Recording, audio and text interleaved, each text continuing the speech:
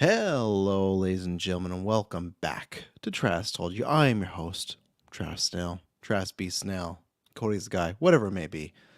I'm your host for today. Tonight, whenever you might be listening, who knows? But I thank you for listening if you are. Just give me a second. I'm letting people know this is live. And that's why you subscribe to Patreon, because you begin this about a day and a half early. Or, subscribe on YouTube because I'm up recording late, but it won't be releasing on the feeds, because the feeds right now you can check out. Dylan and Taylor just said, I'm saying that because I'm putting in a GIF for promoting live. But they just did the Halo review, so you can go check that out. Episodes 1 to 2. Kirkland will be back next week, joining him. I told you all, I said there's no way, no way Kirkland was making that review. Kirkland, I appreciate Kirkland, love Kirkland, one of my GV brethren, but sometimes a little big for his bridge. He's like, oh, I'm gonna make these. I'm like, dude, you gotta study. Go do that. You're gonna make these. You're coming back from Disneyland today, which I'm very excited to hear him talk about. But you're coming back today. You're not gonna make the fucking Halo thing. I guess there was a miscommunication between Taylor and Kirkland too, because Kirkland was like, I could have watched it on the plane, but go check out Dylan and Taylor doing Halo. And yeah, there's lots of stuff that dropped in the feed last week. Me and Dylan did a nice juicy side quest, 2.5 hours, talking about the state of play, talking about Xbox and the exclusivity and the PlayStation and all that jazz. And then we have the movie draft. No, what is it? Which one is it? There's a lot of drafts right now. The Marvel draft just came out because Madam Web is about to come out. As you can hear, that's why you subscribe to Patreon, because let's see if they make it through all 8 episodes. Super Mike says they definitely will. They made it through season 1, and I don't think there's been a series in GeekVerse that we've ever stopped mid-season. I know there's seasons that we've not maybe followed up on, but I don't think we've ever just been like, we're done with this show. I'd really have to think hard. I'd really have to think hard, because even I quit Bad Batch, but I knew Taylor was going to do Bad Batch. When Taylor did Chucky, so I think we usually try to always commit to something, which is good or bad, because I guess it's good for the people that like it. It sucks when you're doing something and then the numbers aren't there, but you do, I don't know, we made a promise, and the people that do enjoy it, we just feel bad if you stop at episode 3 out of 8 or something. I guess if something was really bad, but I think most of the time when we announce something, we're going to go through with it. I think the only times we haven't done that too was we announced we were going to do Karate Kid / Cobra Kai retrospective for Carl as a Christmas present, and we just didn't because we didn't have the time, because it was so much. But we try to follow through, and I think they'll make it through. I heard a little bit of their review. I don't know if they're as positive on it, but it sounds like maybe better than last year, so who knows. But the MCU draft, or I guess it's the Marvel draft. We're doing the Marvel draft, right? Because because there's a little lack of MCU projects, but that's fun. If you like just anything fantasy sports, even if you don't, people just in general, I feel like when people talk about it's funny, other than reviews, I feel like the episodes people talk about when you're like, hey, what are your favorite GeekVerse episodes? Usually the anniversary run comes up, so that's good, but it's always the draft and Golden Geeks, and that's what's happening right now. Golden Geeks right now, we recorded a 4-hour long episode that we'll be releasing in about 6 or 7 parts, or if you head over to Patreon right now, you can get every single thing. You can vote, because there's best actor, I think it's best supporting actress, best film. There's a bunch of categories. There's 4, the most ever this year, that we could not decide. We needed a tiebreaker. So the patrons, you get to vote for the tiebreaker and do that. And we'd really appreciate it, because right now, hopefully with Deadpool 3 and whatnot, it'd be nice to go, just rile up and get something big. But it would be nice to have something that's very hypeful hit the podcast again, because it's just there hasn't been much we're still doing well enough, but we're still quite lower than we were the years before. And I think it's just because there's not as much hot news right now and hot properties, right? So if you want to support us in these lower months, if you want to support us in the down months so we can make more content, because hey, it always is kind of quarter by quarter, right? Whatever we can make this month goes towards the next half, and if not, then maybe a little less shows here and there. But we would appreciate the support.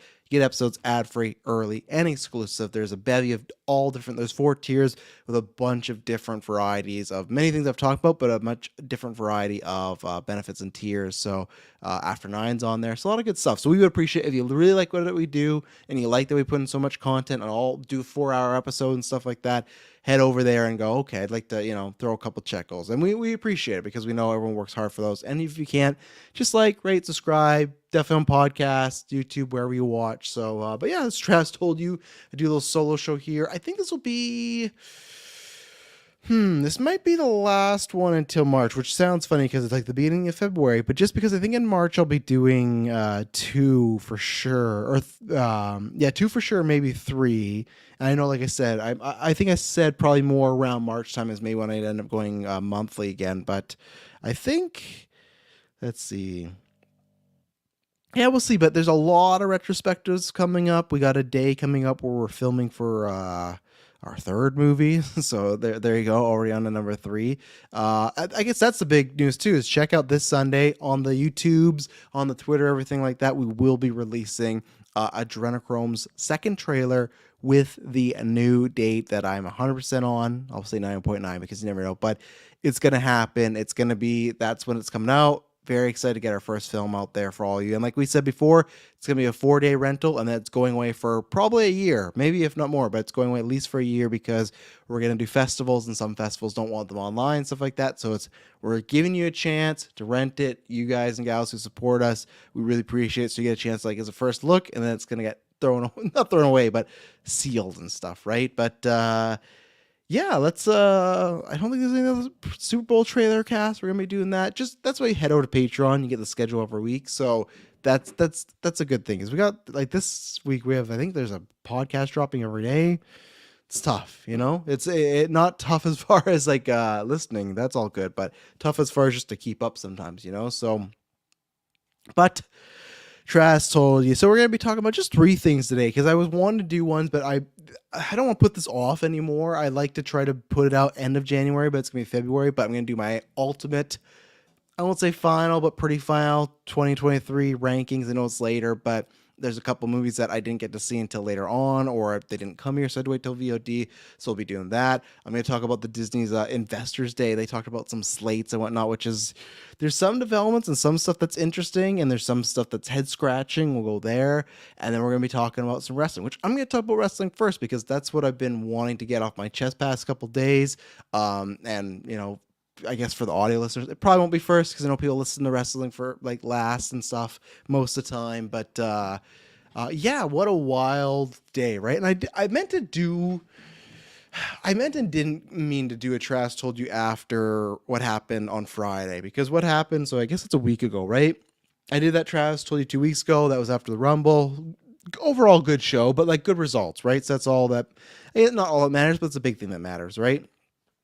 Get the results. Bailey's winning, great. Cody's winning, great. They do that great angle with Bailey, great. And then they do this angle with Cody. I'm not going to go over because if you're a wrestling fan, but pretty much it was just him stepping aside so The Rock could take his spot and verse Roman Reigns at WrestleMania. And he was, I guess, presumably going to verse Seth. I didn't say much about it because at that point I think the tweet's probably still up there, but I take it back now because they ended up changing the result, right? And for me, it was something where WWE many times will make, and I understand, a right business, right or wrong, I don't know if it's the right business move actually, because I think, and that's what my argument is the same way as what happened 10 years ago with CM Punk is, you can argue that absolutely Cody versus Roman, that's the whole debate, right? Like, what's the bigger match? Cody versus Roman, or Rock versus Roman? Rock versus Roman is the bigger match because it will bring in more mainstream eyes. I absolutely understand that, but if you're thinking short term, sure. If you're thinking long term, that's where I still say, if you can only do one, but because I hope we live in a world where you can do 2, and you get to do Cody and Roman this year and Rock and Roman. They should have just had Cody 1 last year, and they could have done Rock and Roman this year, but I digress. I think Cody versus Roman right now is better for the long term, even though it might be a little weird now that if Cody beats Roman, then Roman beats The Rock later on. I don't know. Maybe The Rock is going to beat Roman. Who knows? But I think that is a better for long term because it makes Cody what my name is, the guy, right?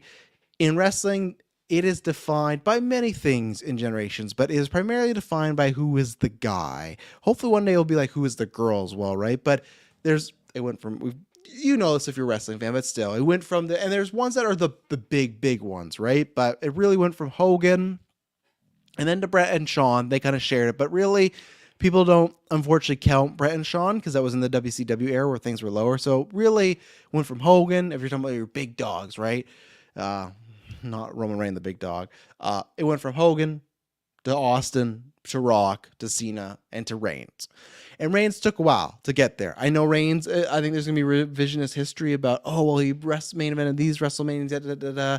I feel like the only WrestleManias that really should count are the first one he did with Brock and then the one that everyone he's done since he was heel. Those other ones were him being pushed very hard to be a big deal, and it didn't feel like he was a big deal. He was not really the guy, right? So he has been now, and he's stepping away pretty much. He's a part-timer, and the argument for me has always been you got to find a new guy, and there's one staring you right in the face. And them doing Cody versus Roman right now makes him the guy, I think, as long as he wins. If he loses again, I think I would really be done, because that's where last week I didn't really rush to do one because I want to see how it played out. But also I've taken this approach before, and I know some people might say it's sour grapes, but it's more of a sense of if you don't like a movie or show, don't keep watching it. Like Superbad Mike said. Now, it's different when we're reviewing something because it's like, well, we got to go through with it. Let's go. That's where it's good if it's multiple people reviewing, because you can just say, hey, I'm not enjoying this. Can you two take it? Great. I'm going to bounce, And that's why if I had a wrestling show, I'd be more inclined. And I always go back and forth with that one. I don't think I'm going to pull the trigger yet. It's just because of time, because it's hard to do. And also just like, we'll see where the podcast ends up. A couple of years ago, I for sure would have done it. That's when I announced it. And then I just ran out of time. Just didn't have enough of it. But then also just financially, it would have been covered. It would have justified that I could do a show and pay 2 other hosts. Right now I can't. That's where I say, yeah, we are lower and just couldn't do that right now. So that's where for me, as somebody that, hey, I'm not enjoying this, and that's what I was enjoying last time was, hey, Cody lost to me. That was to get me back in there. I thought it was a mistake. And now if they fix the mistake, like, oh, we are doing Cody and Roman now. It's like, okay, sure, it's that 2-year story, but I will be on the camp that I don't fully buy that this was the full plan. I think they did pivot. Bravo on them for pivoting. And what I guess I should say, in case you're living under a rock, they did a press conference, and then Cody came out and actually took the spot back and said he wants to fight Roman Reigns at WrestleMania. Da, da, da, da. Didn't make much sense, because he said, I'm going to fight you, but not at WrestleMania, Roman Reigns. It is scripted, so you always have the character change their mind and go, oh, well, I saw the light, or I just changed my mind, and this is what I want to do now. It didn't make much sense. The press conference in a vacuum to me is great. It's top tier stuff. When you try to factor in the stuff they did Friday, doesn't really work. It's an issue. But all the stuff of, I know some people are complaining about Seth being there and being like, oh, he's not getting his, like, just doing stuff. It's like, well, it it puts him in the spotlight, I guess say a little bit, but it still makes him. Everybody will rank him as the bottom tier person of the 4, of course, but he's still in that conversation. Then he's not just away. It's not just like, oh, we're not picking you. Okay, I'm gone. And he got into it. I know there's these rumors of Rock and Roman versus Cody and Seth, which I hope happens. That's a great package, great match. I don't know if that's a Mania match. It feels odd for a tag match to be happening in Mania with The Rock, but hey, if that's going to happen and they're going to build to Rock and Roman, sure, great. I think that's great if they do the whole year story like they did with him and Cena, right? But yeah, I didn't do the cast right away because I was ready to be like, WWE and me have been in a weird, very back and forth, will they, won't they sort of thing. Because as I've said before, I stopped watching around, I think it was 2018-ish. I always forget because it's just like, it's a blank space now, right? It's just like and it was odd. It was very odd that for almost my whole life watching Monday Night Raw and then SmackDown every week. SmackDown might be the one you'd miss in here and there, but with Raw, it's like every Monday I was watching that. Then eventually it just stopped. I think it was just like, I can't remember what it was, if it was like a conscious effort. I think it was. I don't know if it was a specific moment or show, just like, I'm done. And I'm repeating it for people that have listened before. If you know it, I stopped watching, found New Japan, found the Elite. I was following Cody already in his independent career because I was always a big Cody Rhodes fan. And then whatever it is, all roads led him back to WWE. And that's when I started like tuning a little bit here. And I would, of course, for pay-per-views, WrestleMania, SummerSlams, Royal Rumbles, I'd tune back in, sure, but I wasn't that big into it. Or I'd hear like, oh, there's this great match. Oh, I'll go check that out. Or a great story, I'd watch a promo. But I was pretty checked out of it, and Cody got me back, and now with Punk, that really got me back. But I still never made that jump to watching it full time. There's still a lot of just WWE isms I'm not a fan of. And again, if I love story and promo as well too, but it's like the wrestling at AEW is like top tier, like the actual match quality, right? And that's where they will be having these great pay-per-view quality level matches on the shows, where WWE, not all the time. There's a lot of you got to get through, right? So I still don't think it's perfect, but it's definitely improved. But when they were doing Rock and Roman, to me, that was just like, okay, this for me is it's just repeating the same mistakes as before. And I don't want there to be a situation. Luckily, it looks like it's happening, right? Because everyone's like, oh, we can do the Daniel Bryan thing. We can bitch and moan, complain, and tweet. And I tweeted that we want Cody because I said, hey, I'm done tweeting about this. I don't want to just complain about this WrestleMania season. I'm out. When the hashtag came around, was trending, I'm like, okay, I'll definitely add some, fuel to the fire. If my one little tweet helps at all to get Cody that main event spot, I will do it for my guy, So it's the thing of, I was out at that point, and I was just gonna. I guess I probably would have watched Mania, I think, but it would have been a thing that I probably would have. I would not have been that invested, or definitely night one or stuff. But I've always been back and forth, and that's why for me it's just like the best story to tell. I know it's all about finishing the story, but that's what I think is what I want to see with the company, right? So. I'm happy they got to where they're going with Cody and Roman, and I loved the stuff they did at The Rock. I love the idea of, sure, I know people have been like, hey, it's kind of stupid of,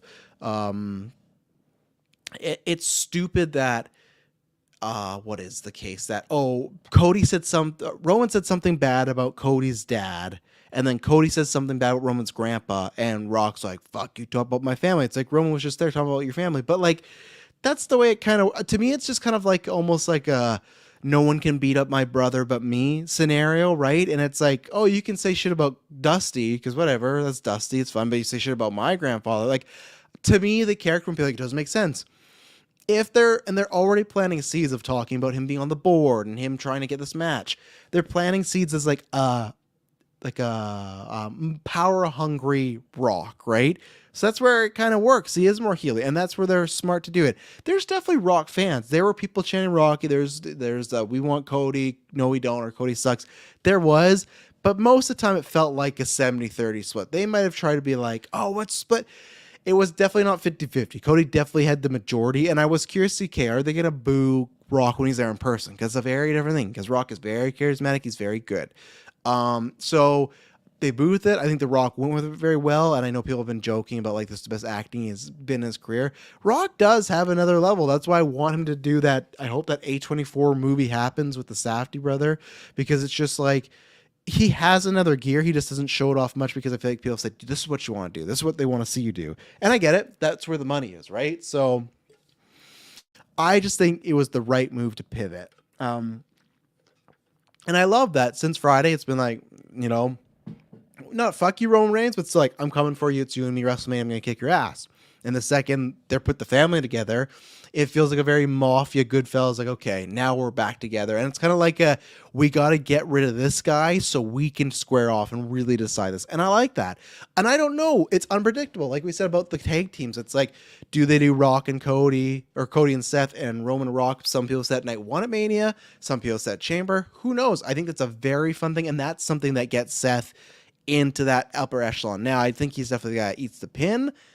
But whatever, like, would he ask Seth, would you rather be in that match and take the pin or not be in it at all? I'm sure he'd want to be in it because there's always a chance that someone mainstream tunes in to see this match to go, I like this Seth Rollins guy, right? So whatever. Or maybe Rock or Roman, someone takes the pin. I don't know. It's definitely not going to be Rock. And there's lots of options, right? I don't think this is going to be the case, but people said like, hey, maybe Rock takes over the fucking bloodline and that makes Cody the baby face that we want. I think it's either the two ways of Rock is, if there's no tag team match, like Rock's playing like a Long Kong and he's here to fuck over Roman, like Mike Tyson did to Michaels at 14, right? Or they are going to be together, but Roman's going to do something that does embarrass the family, or even something like maybe Roman loses the title and he blames Rock, like he didn't protect me enough. In my opinion, it's going to lead to a Rock and Roman scenario where Roman's beating down Rock, and that's how they break up. Whether it's a trick, whether it's they screwed each other over accidentally or on purpose, whether it wasn't you weren't there for me, whatever the reason is, I think it will lead to Roman turning on Raw, because I still think the money is probably in The Rock being a babyface in that scenario.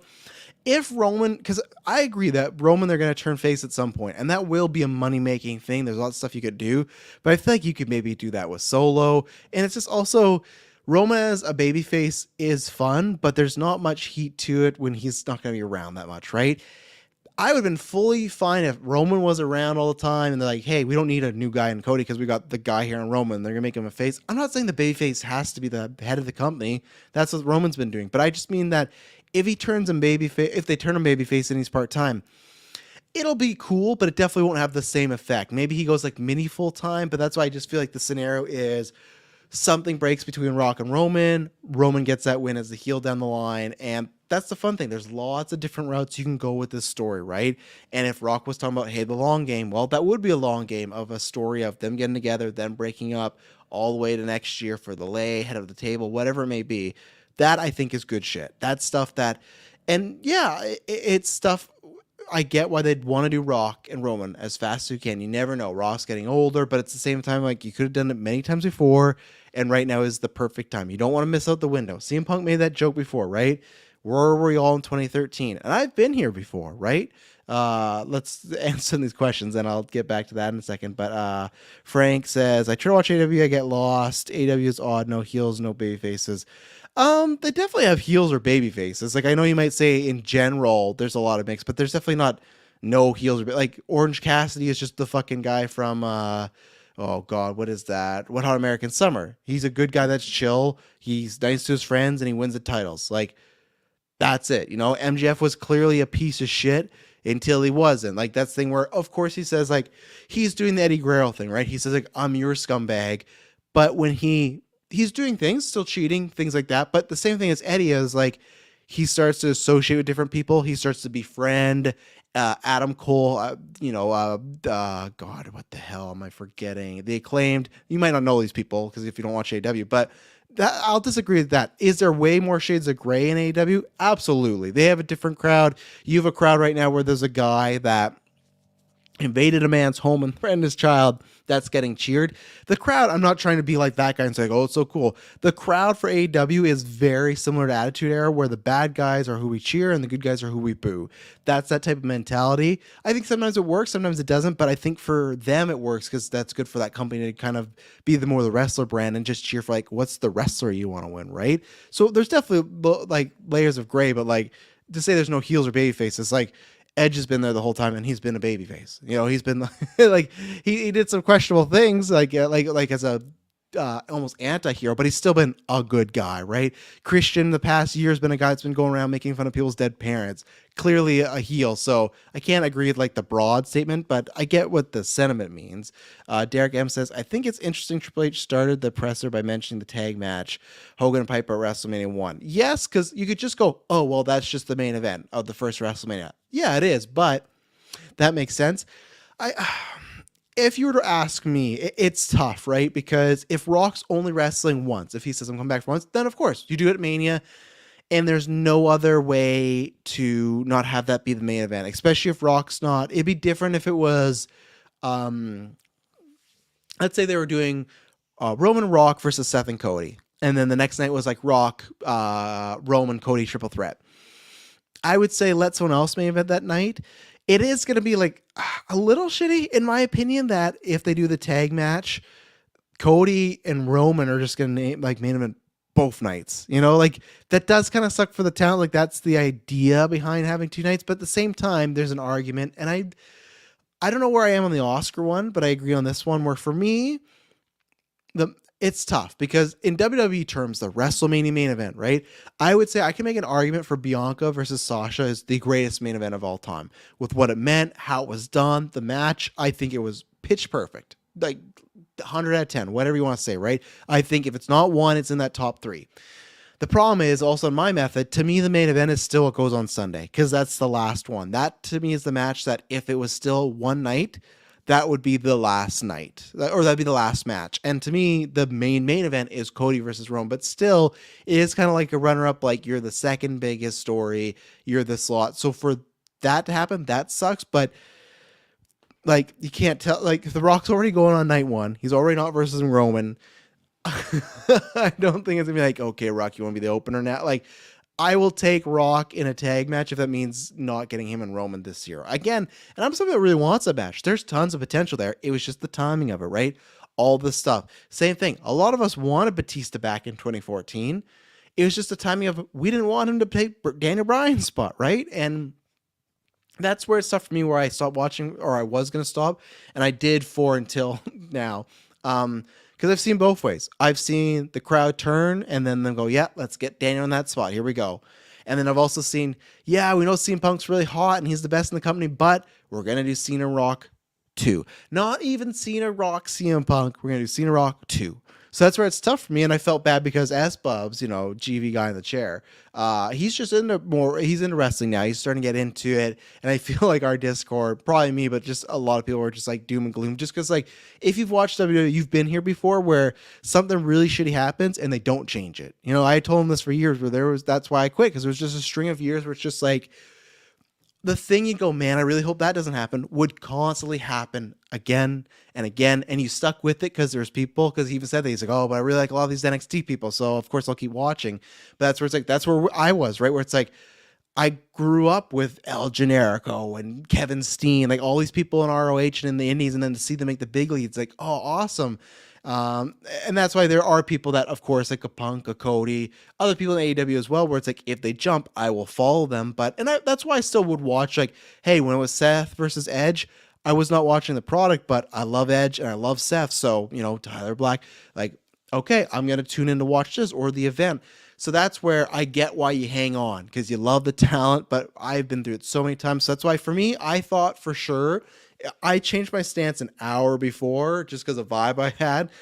And there was just something said by somebody like, that seems odd. But if you were to ask me, I would have thought like what The Rock said this morning where, when you get out there, you get the reaction and then you deal with after the reaction. You don't, just pivot based on the reaction. You go with the story, even though I feel like they pivot on the reaction. And it's good because some people are like, oh yeah, Rock was getting cheered. Yeah, he was. But Cody's clearly the baby here, right? He's the guy. So for me, that's where this has happened many times, been disappointed many times. So I thought The Rock would have been stubborn and just gone through with it and went, hey, we're just going to do Rock and Roman, and I'm going to get that money. I'm going to get that bag. We're going to do this. We can tout it being successful, whatever. We saw many main events. Roman and Triple H is definitely one, right? Roman and Brock 2 at Mania was like, fuck, like we're doing this again. And they had Roman lose. Like, many terrible times. So that's why I am more surprised now. I know people have said, oh, the Bryan thing happened 10 years ago, right? It did, but there's so few Bryan instances where that's where it was always hard for me to completely buy in. But it looks like that's what we're getting. Have they made sense of the story of Cody? No. I'm sure he can just say he changed his mind and I'll go with that. Whatever. It's fine, And same thing with The Rock, with him being a heel. All he can do, and even if he can't do heel, it's with the family, but it's what I liked a couple of years ago when Edge, he came back to WWE, and then he made Judgment Day, which I thought was the wrong call. Judgment Day worked out, but I just mean that them turning Edge, and he's even talked about this, he's like, people missed me for years, thought my career was over, they don't want to boo me, and I never ever want to boo Edge again. He's a top 10 wrestler for me, and he was told, you ever wrestle again, you're paralyzed, and we lost that. There's no bone in my body that wants to boo Adam Copeland, right? So I like that when he came back, he was in the Judgment Day saying about the crowd being shitty and yet all this stuff, right? And then they turned on him. He came back and he said, I was being a fucking asshole. I let stuff get to my head and I'm really sorry. Please forgive me. Let's move on. That's all The Rock has to do. Say, hey, this had to do with my family. It's a very dynamic situation. I'm sorry if I was an asshole. Very happy for Cody, but I still want to kick Roman's ass. And then, yeah, we love The Rock again, right? Like, it's very easy on The Rock side to get rid of. So let's see. Some questions. I should have said I was taking some water, but let's see. Derek says, it would be unfortunate if Bayley and Lowe aren't main eventing night one with Bayley winning the Rumble. It's going to happen, right?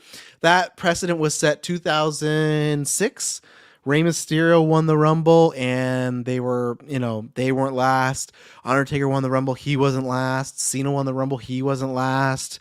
Finally, so it was like a 3-year break, and then Randy Orton won the Rumble, and he was last. Like they, it's very same thing. Who won the Rumble? Edge won the Rumble. He's last. Like I'd love to see the people.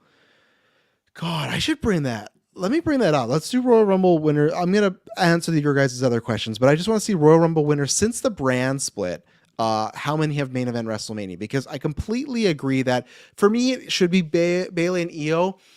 It sucks because it's so tough because Rhea to me is top 3 in WWE, maybe in wrestling overall, just reaction wise. You hear that pop day, she has everything. She's so smart with these like. What I love is she's doing the right amount of sex appeal in these interviews. There's this one interview going around. This guy's like, "Oh, you can't break me," and she does this like face where she licks her, lips or something, and then he breaks. Like she's doing the sex appeal thing, but it's also in like a fun way. She's having fun with it. It doesn't feel like dirty, like too much for kids, and also just like a sleazy like attitude era thing. So I thought the answer was you got to have Rhea and Becky main event because that's gonna be a hot match. Rhea and Becky. Wow, let's do this. But for me, I would rather Bayley because Bayley's put in so much hard work. She deserves it. And she did win the Rumble. So I would love her. And that would be my choice for night one out of all this. Again, I'm not saying I can believe them going to The Rock being like, hey, you're going to be middle of the card. No, Rock in a tag match, he will get to main event. So for me, I would love to see Bayley main event, but I don't think it's going to happen. And with Rhea, I think it will happen. And it sucks because she won the Rumble last year. And I understood why the tag team title had the main event. That was, Sammy and KO versus the Usos. It was the better story, right? But then I still think Charlotte and, Rhea had the best match that weekend. I think Rhea will main event to WrestleMania. It does have to happen. I think she will go on last, and I think you do that next year when you do Rhea and Bianca. So I'm going to come back to that Rumble question in a second, but Frank M says, if Seth in a tag match, it makes me think Seth might be more hurt than they told us. Maybe, but the current rumor right now is he would wrestle the tag match and then he's going to defend the night after. So they're going from like, you're hurt. You might just be kind of close to WrestleMania to like, you want to work 2 nights? So that's the problem, Frank, that's the current rumor going around that he's going to be working 2 nights. So I don't know. RJ, nice to see you, man. I'm still wondering how Rock figures into all this, how they'll explain why Cody gave up his spot and decided to take it back. Like I said, I think they'll just do the like, because it still doesn't make sense for him just to come out and say this is bullshit. It's like, you were the one that gave Rock the match. Like, imagine if, let's say, RJ, it's you and me, and we both know Dave, right? So let's say I win the Rumble, and I'm going to go fight Film Junkie, and you come to me and pitch, and you say, for some reason, I really need to fight Film Junkie this year. And I go, okay, you know what? The spot is yours. And I make the announcement Cody did. I'm not saying that was right. That made Cody look like a dumb baby face. Yet, I prefer this right. Him going, this is bullshit. Fuck you too. But still, I say you can fight Dave at WrestleMania, RJ. Okay. And then the next week I go, you know what? Actually, I want to have it back. And me to be like, this is bullshit, RJ. The stupid thumbs up thing. This is bullshit, RJ. Why are you taking my match? You'd be like, dude, you gave me the match. Now, maybe they'll do some more stories of like he was. And I think what they might do is, with them hinting with The Rock being a part of the board and TKO, they might say, Cody might be like, I was pressured into it. There is ways around it. Did they explain it here? No, they did not explain it at all. And how Rock, if they do the tag match, that already explains itself as far as like how Rock figures into this. It's just, they did a press conference. Roman and Rock got into it with Seth and Cody and they want to fucking fight. That's easy enough, right? There's tons of directions they could go in. Rock being evil boss board member, making Cody's life harder, or inserting him in the match, either as a competitor enforcer. Yeah, exactly. Rock is that. I don't know if you want to use it too much. I don't think he should be like the Vince McMahon character because I don't think he'll be around. But there's like levels of that you could. They could play at the fact Rock told Cody to give a spot or get fired. Yeah, exactly. Like I was just saying. So you asked the question, but you got there. There is ways around it. The problem is we've just been used to WWE for many years. They don't do that. They just say, fuck it. Never mind. Like that's the thing where it's just like, okay, you just accept that, right? No company's perfect with their booking. WWE, AEW, New Japan, but WWE for many years, because Vince, if you were to hear the reasoning, the rumor was he would say, well, people aren't going to remember that far back. And that's something where I did end up liking, falling in love more with New Japan and AEW. And AEW still at times does this better, is they don't treat their audiences like idiots. They might hint around and do stuff, but the whole like, well, they won't remember what happened weeks ago. Like AEW will refer to things that happened like a year ago and be like, oh shit, they're tying that together. WWE, I think, is with Triple H, will get to that point more. But for many years, they're just like, Vince will be like, whatever, they won't care or they won't remember, so let's just not answer that. It's like, what? Like, we do. Like, I still remember shit from when I was like 6-10 years old from wrestling. Like, if it's a big enough impact, good or bad, we'll remember it. So but yeah, I guess the tag match, and I'm down for that tag match. As I said before, my perfect scenario would have been tag at Chamber, and you do Cody and Solo at night 1 with Rock and Roman night 1, and then Cody night 2 with Roman, because then they've both wrestled twice, right? I still, as a Cody mark, would love it if Roman were to beat Rock and then Cody beats him, right? Because there's that progression there. But I'm still fine if it's, hey, we're going to do Rock and Roman next year. Great. Give Cody the ball. I think it's time to show it. He's been one of the best lines. You two are fighting for the head of the table, but you're not the ones who've been cooking for the past years. And it's true. Since Cody came back to WWE, he's kind of felt like the main character. I don't think that happened right away, but I felt like that happened after Hell in a Cell. He did that pec tear. He came back with the Rumble. I feel like since then, he has been kind of the main characters, right? The same way like when the Elite signed, they're like, of course we're gonna say like we're the main characters of AEW, and to me they are. Like the Bucks, Hangman, Kenny, like there's tons of other people that have gone that level, but they started that. And with Cody, I don't really know why. For me, I understand why, but I think it's just that generally people like the character, like the person, like that. Again, look at it today where Big E is telling the story of why he wants Cody to be the guy. He wants a guy with values. He wants a guy that when Brody Lee passed away, him and Big E got in a car for 5 hours on Christmas Day to drive just to tell his son that, hey, your father's passed away, and they were there for him. Like those, and Big E, we always hear that, right? Great people. Like that's where I think people have been like, oh, the fans will turn on them. Maybe it will happen with Cody, but I think there is an earnestness, and that's where it's not like, oh, some guy's a baby face and they're trying to feel like a really good person, or, that's not their nature. The whole idea that Stone Cold says your character is supposed to be you turned up to 100. That's Cody Rhodes. Cody Rhodes is a good guy, and his gimmick is he's a really good, honorable guy trying to do what's right. Sure, there's going to be a time where you can turn him heel and stuff, but I think that we've not had that literally since Hogan. And maybe it's also just because the way the world's fucking right now, everywhere crazy. It's just nice to have like a baby face, like he's a good guy and I want to root for the good guy. And maybe it's because people love his dad. It's definitely a combo of things, but it just feels like he's the guy, right? And with Punk, that's where people brought up last week, where with the Cody thing. With Punk, of course, mainstream people liked him, but he was heavily the IWC guy in 2013, right? He was the internet wrestling's favorite guy. With Cody, he's not that. He is to an extent, but I guess he is right now. But I mean in the sense that he's not just that. The kids also love him. The women, the men, everyone in between. He's also the general audience's guy. So it's not like that's where for me too, where if you were going to do Rock and Roman, you have Rock win the Rumble and you go on. That's where with 2013, when Cena won the Rumble, it fucking sucked. Because like, man, we're getting Rock and Cena too. But you go, well, that's the direction we're going. Buckle up. When Cody won the Rumble, and then I was like, well, actually, we're not going that way. That's where it's like, okay, terrible move, terrible booking and stuff, right? And I know there's been, who knows? I don't believe it. There's been tons of people said, oh, this was a work from that moment. They've pivoted. Top tier scoopers, all of a different story. To me, think they didn't pivot. I know people go like, oh, they won the Rumble. What was going to happen? I just think that they did that, and Rock and TKO want to go a different way, and they're like, we'll deal with it. Maybe they're going to do Cody, Seth, and Punk. I don't know, but I don't care whether it was a pivot, whether it was the plan all along. Good. Now he has to win. If he doesn't win, I'm not going to say I'll never watch WWE ever again, but I don't think I'll ever be in the sense where I have a chance where I don't even know if I'll get into it weekly, but I want to. I love WWE. I watched it all my life up until 2018, and then it just got so shit. I love a lot of talent. I would love to watch this product again. And this to me gives me a reason. It shows like, hey, it is a new era, and we're trying a really new era, of course, with Triple H, and we're going a different route and we're trying different things. If it's like Roman wins again to extend the streak and he wants to defend the title against Rock, I would be out because it's just like I'll tune here and there because I'll watch a good match, I'll always see a good promo, but that will be the straw of me ever getting back in as a full-time fan. And that would happen last year, right? For me, it was like I was close, and it wasn't like I'm never gonna watch WWE again. It was just I disagree with the move, and I still don't know because I think all of us, in my opinion, this is where I hope I'm right. All of us just think, yeah, Cody's gonna win.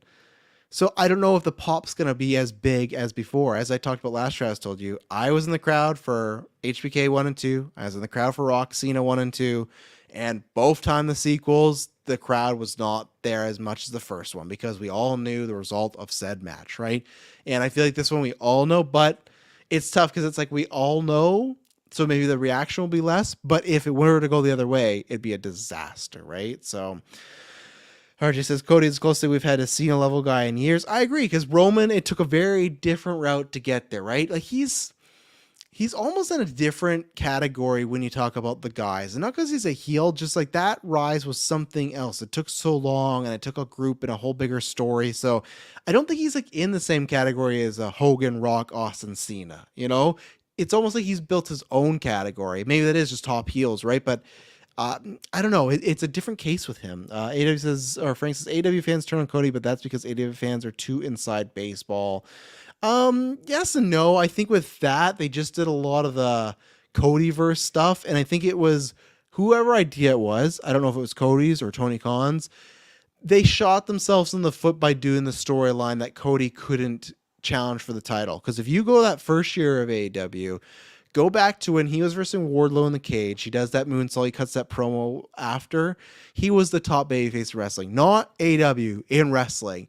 There was no hero, good guy that had the reception, the promos like Cody did. He was fucking on fire, and the crowd was with him. Those AW crowds were super loud, and they did turn because I think it was a sense of they had nowhere to go with him, and they just kept spinning their wheels by introducing. And the other problem they did too was they kept putting him, and this was, and I am guilty of this. I said this, Emily, all the time, where every time a new person would come in, Sting, Malachi Black, Andrade, every time they come in, it would be like right away or shortly after their debut, they'd get paired with Cody. And I was like, this is not a good thing, and it will backfire because feels very much like Triple H, where, I guess Goldberg, Rock first and first, but Sting, I can't remember. There was a string of people that kept coming in, and Triple H kept getting the big match. And it's like, you don't want that. And I always said, like, because he was an EVP, I thought, man, Cody needs to stop doing this shit because people are going to turn. Because it felt like anytime someone big was in there, well, they had to fight Cody, and he had to get the first shot. But then it came out, at least to his words, that was not his plan. He didn't always want to be the stepping stone or the door opening guy. And that's where I go, okay, that to me was a TK thing if they mishandled that. But that's where the whole, you can't challenge for the world title. He got so popular, and then where do you go, right? Like, you have nowhere to go now. Like, you can't win the main story. He was working on that heel turn, that's how Cody's smart, right? His heel turn was he's getting booed, and he's telling the crowd, I will never turn heel. And the crowd boos. And he goes back and says that, it was it was too like behind the fourth wall or whatnot, fourth wall breaking, 2 3D chess, stuff like that. No, that shit for like wrestling fans like myself, that shit was great. That's like, because his idea was, if I turn heel, they're just gonna cheer me. So I gotta be an uber baby face, an uber WWE baby face. And it's like, yeah, that's the fucking way to go. So I would have still loved to see Cody in like one more year in AEW. I still like to see Cody and Punk in AEW because I did enjoy their promo a few weeks ago, but the problem was they were shackled a little bit. They couldn't talk about everything. They had to like jump around and tiptoe around things, or they referred to stuff of context that didn't make any sense, you know? As I said before, Punk being like, yeah, I'm more American Dream than you. Cody's whole gimmick is, I'm not the American Dream, the American Nightmare. So it didn't make any sense. And then Cody just like cut the same promo he did in AEW, but like half, because he couldn't mention half the shit. So that's where it's like, there's a few things I wish still happened there, but Cody works here, obviously, right? So we'll see. To me, I don't know if I'll be watching weekly, because I need Cody to get that win before I can commit to really getting back in the full pond, because I don't, because that to me is where the story goes. It's the double of Cody's story needs to go there. Should have last year. but it needs to go there. And Roman with the title has no story. He defended about 3 times, right? He defended once against Jay, which he didn't need the title. His other match was he was in a tag team match against KO and Sammy. He didn't need the title for that.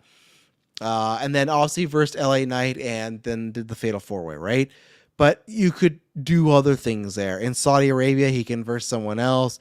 In the Rumble, you could have put him in there or not, whatever. Save his dates for something else. But I feel like everyone's gotten tired of someone gets really close, and Uso interferes, they get taken out, Solo hits a spike, the ending shortly thereafter. I think the title run portion has lost its juice. And the stuff you can do with Roman to be big, since last year, and especially now, don't need the title at all. There's nothing about that needs the title. So I'm very happy that that's the route we're going, it seems like. I'm down for more Webs and Weaves as long as night 2 ends with Cody versus Roman. I'll even take night 1. If they have to do Cody and Roman night 1, then Rock and Roman night 2, sure. Just as long as we get Cody Roman and you get Cody beating him clean as a sheet. No interference unless it's equaling out the bloodline. No versing him after he's had a match. None of this shit. He needs to beat him fair and square. He needs to because that's how you do it, right? Look at all the people that became the guy. Other than The Rock, he did win his very first title by cheating, but very different situation because like he just almost kind of came out of nowhere. Like Stone Cold was the guy that's like, oh, you got The Rock as well. So yeah, we'll see. Let's see, Frank. Let's see if after Cody wins, if Dustin comes out, that would be chair on top. Not sure if that can happen though. No, I don't think so. I think there could have been a moment. Because if like they both take shots at each other, but I think, which I definitely understand, once it came out, WWE was trying to like contract tamper with some people.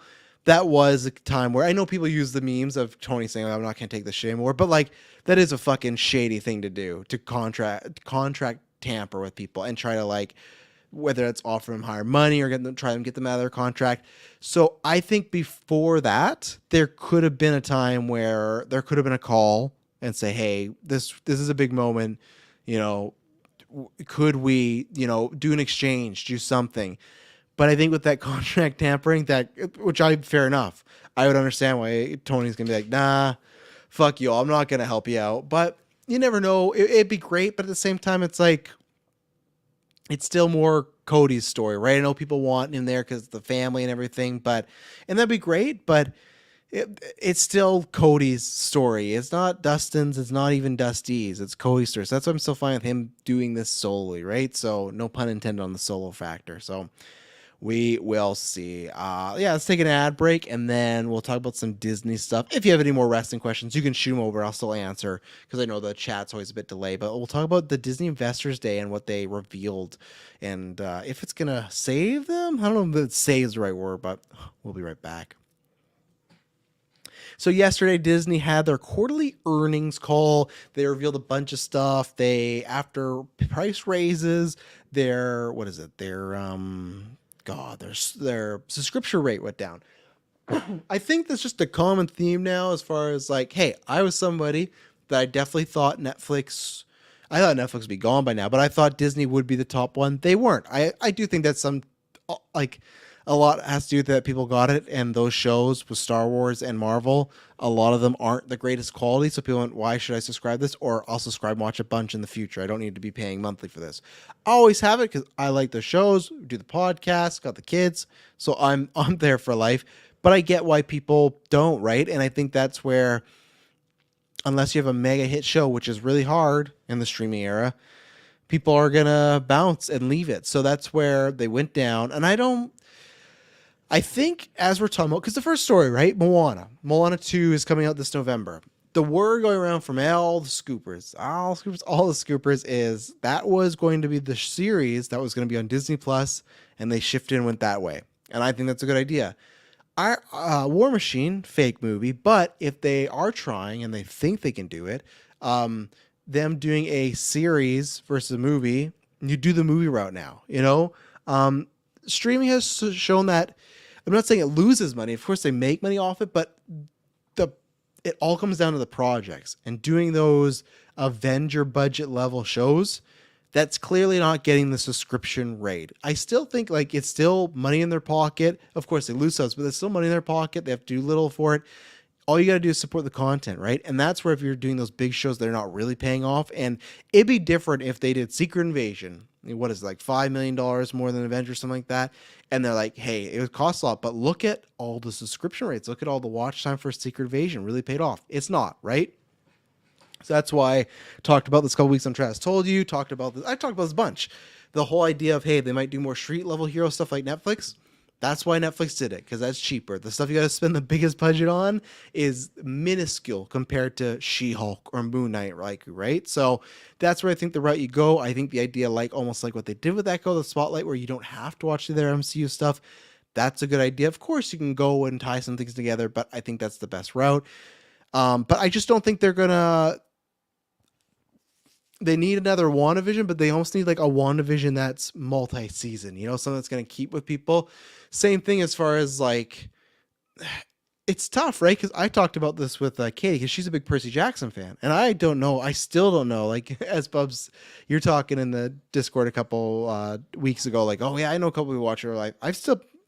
People with Disney Plus, I don't know anybody in my personal life that watches that show. So I'm like, hey, I'm not saying the subscribers are fake. I'm not saying that, but that's where they tout this, right? They're like, it's the biggest Disney Hulu premiere yet. They tout all these numbers and successes for Percy Jackson. We're doing a season 2, but the subscription rate's down. So like when Katie, and that's where it's like, it's tough because Katie like, oh, I think this will be huge. It could be the next Harry Potter, big fan base, lots of books. I get that, but I go, I just don't see the hype. Then we get these numbers. It's like, oh, look at all this. Lots of people are watching it. Great. Maybe I was wrong. And then the subscription rate comes out, 1.4 whatever million drops. Like, well, people don't like Percy Jackson that much. At least 1.4 million, and not enough to like get any new subscriptions as far as like balancing that out, right? So it's tough. So I understand the pivot towards box office, and with Moana, that was the idea. It was a series, and even Dwayne Johnson wasn't in it. Now it sounds like the rumors they're pushing back the live action remake so they can do this. Dwayne Johnson's going to be added to Moana 2, so we'll have to see what copy paste confetti style that's it. If it's kind of like you could see Maui and just take out all his stuff, it will be interesting. But I think this is the right move. Hopefully the workers and everything are getting worked fairly. It's not, rushing them, trying to get a product out. Don't want that. That's not the business I want, right? So Superbad Mike says, I just hope the Moana show was not something like the Utopia show or Big Hero 6 show. That would have made that they would have not made good movies. Absolutely, right? Zootopia is just like skits, anthologies, and then Big Hero 6, I still enjoyed that, but I agree with you. It's that like Forky asks a question.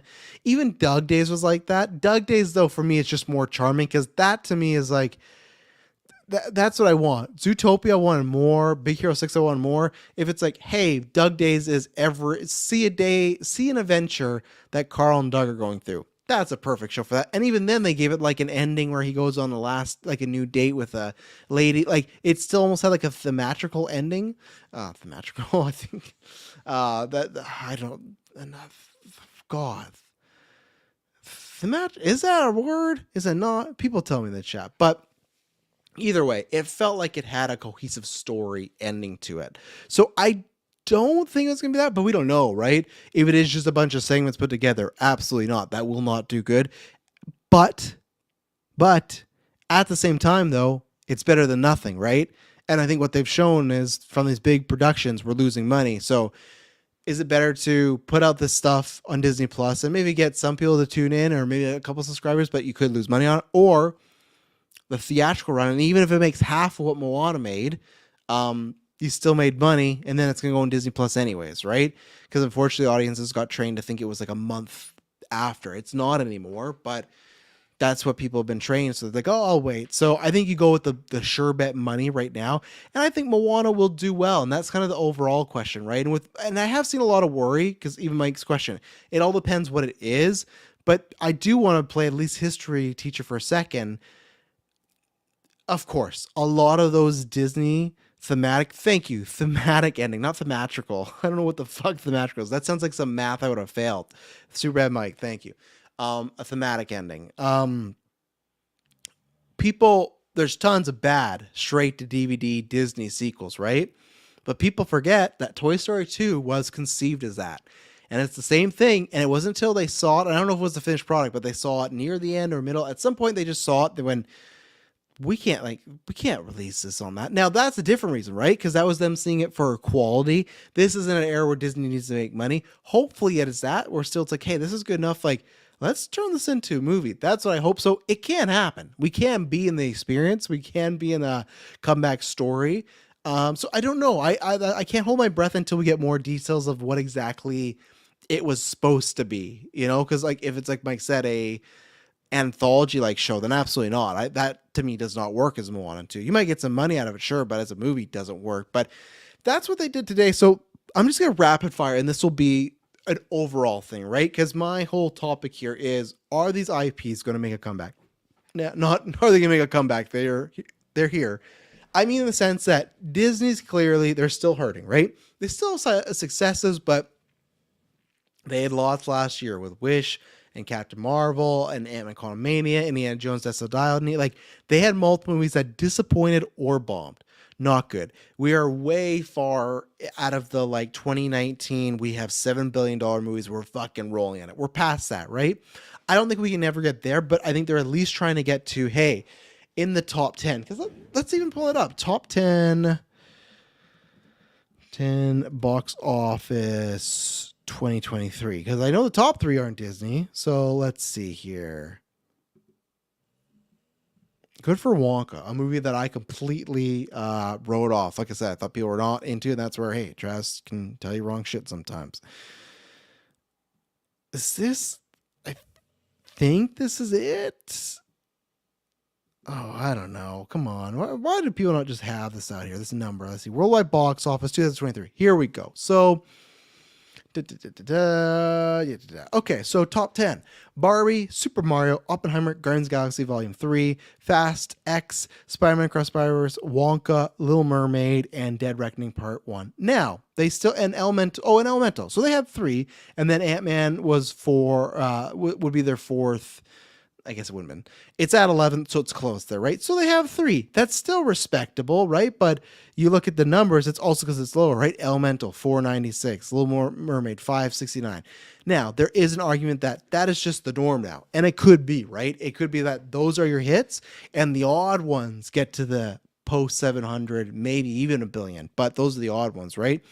I don't think they want to be the odd ones. I still think they want to have a pure Marvel Studios MCU movie also hit a billion, because that's not happened since Endgame, which is just kind of strange to think about. But I think just in general, they don't want their brand movies to be, their movies in general not to be doing good. And that's why they released all this shit. So let me go down the list here. So Moana, it's coming out this November. Moana 2, we'll see. From a personal note, I guess we were going to see it in the theaters, but I'm very happy because a little less so now because she's starting to grow up. But my second child, Logan, was absolutely obsessed with Moana. Loved it. We had multiple Moana baby toys and stuff. Like, I'm very excited. She wasn't live when that came out. I'm very excited to see this on the big screen with them. Just like this weekend, knock on wood, because my youngest is starting to feel a little. But they're putting Turner Red in theaters. For some people that might not be big, but for us that was a big deal. They loved that movie, and I love that movie, and it was during COVID, so I'm excited to go see it in the theaters with them. So for me, I'm stoked by this because I love the big screen. I love going. If you don't want kids, then it doesn't matter. But if you have kids or you want kids and you love movies, man, and as long as your kids also like the movies too, going to the theater, getting popcorn, seeing their faces, it's a fun time, man. I love doing it. It echoes what my parents did with me. I love doing that. So the fact that we'll get to do that, because we still do that at home. We do movie nights and stuff, but it's not the same when you're like in the theater. So I'm excited for that. Zootopia going to release 2025. They didn't give it a date, but fuck, like that year is getting fucking just stuffed up. Oh, they did. Sorry. November 26, 2025. Let's see for showing here. Let's go 2025 because I know right now Batman's October. I'm doing quotations because we'll see. Right now, they got Blade on the 7th, Wicked Part 2 on the 26th, and Zootopia. So that's the double. I know people are like, oh, you gotta look out for Wicked. You do, but like, I drafted Wicked. Oh, that's Wicked Part 2. One, that comes down to if Part 1's good. Because Part 1 is sucks, and you don't got to worry about part two. I I think Wicked 2 can be big, but I don't think it's like in lieu of, oh, well, only one can do big. I'm not saying it's going to be a Barbenheimer situation, but I still feel like the audiences are different enough that Zootopia 2 can do well. I'll wait to Wicked 1 once I hear about it, and maybe I'll watch it home. I won't see it in theaters. If that's still family-friendly kid enough, then maybe I'll take it back, but I don't know. And then after that, you got Avatar 3 and the SpongeBob SquarePants movie. So that month is stacked. But so you got that coming out, Zootopia 2. You got Iger saying the output of content being reduced at Marvel Studios with some focus on stronger franchises. The quote is, "I'll just leave that." So he's just saying that they're gonna do less, focus on quality, and they're gonna focus more on the big stuff. We've heard that before, right? That's all scuttlebutt, right? But there was many rumors before, like Feige's not even thinking about the X-Men. That's gonna be past the multiverse saga. And then last year we heard, hey, they're talking to writers. Now maybe they're getting ahead of the game, right? But at the same time, it's like, I believe that's why I still say, War Machine, fake movie, not a real movie, not going to happen. To me, that's not one of the stronger franchises.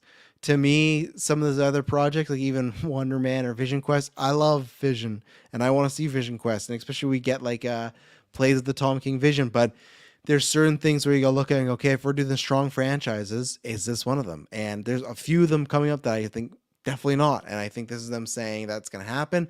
I think it's definitely them saying as well that in a few years it will be a soft reboot. But again, that to me is relying on IP, right? Lin-Manuel Miranda's not coming back from Moana 2. Cool. Mandalorian Grogu's going to release 2026. So I was wrong about that because I thought for sure it was going to release in the May slot for Fantastic Four, because I thought Fantastic Four would get bumped to November. And then, for May the 4th, it's 2 days before, Mandalorian and Grogu would take that because I think they're supposed to be shooting in June. But guess not. Iger said, this will kick off the new phase, the new slate. So yeah, 2026, not sure when. I'm going to still stick with May unless it's like a really long shoot, and December feels like a long time because like, what, are you going to put all those shows on hold? I just feel that you got to have it out in a timely manner also just so people care, right? Because that's the biggest thing. But that's coming out 2026. Frozen 3 is coming out 2026 along with Toy Story 5. Bleh. Toy Story, one of my favorite franchises, films all time, but 5 I don't think is needed here. But that's been the big thing, right? And you got Taylor Swift movie coming out. But for the next 3 years, there's a couple like ELO and stuff. There's a couple, fresh new IP stuff. But primarily, this was a big focus on next 2 years, sequels, or big characters. So like to me, I consider Blade like a big enough, like a strong franchise. And is it going to work? I don't know, because you could argue that you had the Marvels sequel to $1 billion movie. You had a couple Pixar movies. They didn't do well. You had Indiana Jones, The Last Hurrah with Harrison Ford. That didn't do well. So that's where like, I get it. If you're looking at, hey, if we have money and we're doing not as hot as lately, do we invest in brands that have for sure worked before? Or do we do new brands that might be cheaper, but they could take off? What would I do? I really don't know. I would say like, a mix of them, but clearly they don't want to do that because I feel like a mix got them in the situation. I don't think that's it, but I also don't want them just to pick stuff based on, which a lot of studios do. It's been out there before of, hey, this is the amount of impressions that Iron Man gets, so we should really reboot Iron Man. It's like, if they come in and they're doing the soft reboot and they go, hey, I got a perfect story for a new Iron Man, great, do it. But I don't want it to be money driven, but it's a business. All these are products, right? Everything that needs to be sold is a product. Say like, even when our movie comes out, that's a product, right? We put our fucking heart and soul into it. We poured into it. And literally, if you rent the movie, which I hope you do, or rent it next year or buy it next year, all that money we make is going to go into budget for the next movie and for next year and stuff and all that things, right? That's the same thing as a big corporation like Disney. It goes into our stuff. Maybe a bit of it goes too much in Iger's pocket. But the question is it going to work? I'm like I don't know is a stupid answer because I'm a podcaster, so I don't want to pose a question, be like, what's the case? And I go, I don't know. And then I move on. I lean to no. I turn to Irish. No. I lean to no, but I mean more so in the fact of that's not just the pure answer. I don't think because you're announcing all these sequels, all these are going to hit. I think it's still going to come down to timing. It's going to come down to marketing. It's going to come down to reviews, of course, and word of mouth. Like, look at Elemental, right? Excuse me. That movie was dead in the water. Opening weekend, people liked it, kept going back to it, seeing it. The same way as last year I talked about, or sorry, for the preview for next year, or this year. This year in the summer. I get it because kids are off, but there's like 3-4 kids movies all coming out with a couple weeks of each other. You're going to eat each other other than like Despicable Me 4, you know? That's where it comes down to release strategies and stuff. So, God, I'm tripping over my words, so I got to take a drink of water before I trip more. It's getting late. It's almost going to be soon midnight. Wrapping up anyways here after this one. We'll do my rankings and then whatnot. Superbad Mike says Frozen 3 is the safest bet of them all highest grossing animated movies. Yeah, out of what was announced, absolutely. The safest bet of all Disney has is Avatar, clearly, but yeah. I would have said Toy Story as well, but the Buzz Lightyear thing hurt. But it's a question of, is the whole gang back? If it's the whole gang is back, then I think Toy Story 5 still has the potential to be very big as well too. I think that's a safe bet, and I think they will bring them back, and that'll be unfortunate because I don't think the story calls for it as well. Aquaman 2 is still swimming. Yeah, it's still making money. It's still chugging along, right? So that can happen. Now, Aquaman not going to make $1 billion like the first one, so I'm sure Warner Bros. Is very disappointed in that, but you got to take what you can get, right? So out of all these, like, let me go back to as far as, and also they confirmed that there's a new slate, and apparently the slate had Daredevil out for this year, which maybe, but I think it's definitely near the end of the year. But like Frozen 2 and Toy Story 5, for me, Toy Story 5, I'm still going to say is a safe bet. It's not just Buzz. It's not still just like after COVID. I think those are the two safest bets. Let's see here. Or some other ones. Zootopia, $1 billion movie. People loved it, but I still feel like that could be one where people go, I don't know if I need a follow-up and go from there, right?